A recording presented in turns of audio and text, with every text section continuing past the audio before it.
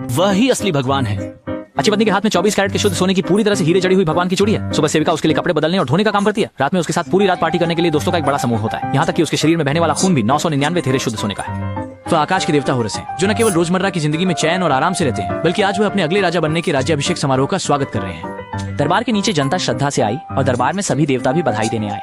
न केवल बुद्धि के देवता ने उन्हें एक बहुमूल्य उपहार दिया, बल्कि कई वर्षों से नहीं देखे गए उनके चाचा अंधकार के देवता सिर भी एक बहुमूल्य उपहार लेकर आए और विशाल मेंढक के सिंह की सहायता की।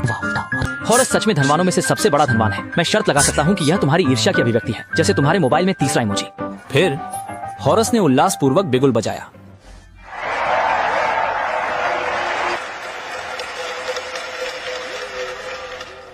इस समय लाल वर्दी में एक समूह अचानक अंदर घुस आया। उनके हाथों में लंबे भाले और ढालें थीं और उन्होंने पूरे महल को घेर लिया। आंखों के सामने इस दृश्य को देखते हुए बूढ़े राजा ने सेठ से सवाल किया। सेठ ने कहा कि उसने हजारों सालों तक सीमाओं पर संघर्ष किया, मगर अंत में कुछ भी हासिल नहीं हुआ और तुम लोग, जिनके पास न कोई सपना है न कोई उपलब्धि, तुम सब कुछ पा सकते हो।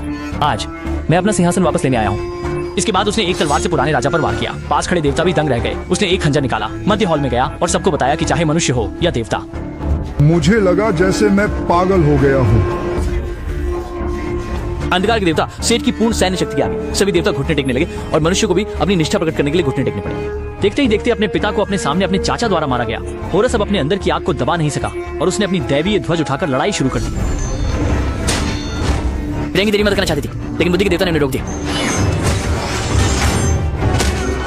देखा कि होरस ने सीधे अपनी पूरी ताकत की आंख खोल दी। ये नहीं सोचा था कि ढाल से परावर्तित प्रकाश ने आंखों को चकाचौंध कर दिया।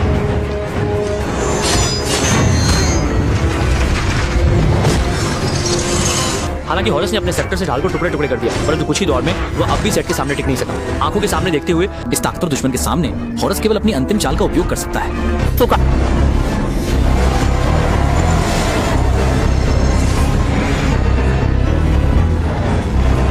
देखो वे पंक्ति में लग गए। मैं क्लिक करें। कैसे हो? पूरी व्याख्या देखने के बाद हम अगली बार मिलेंगे।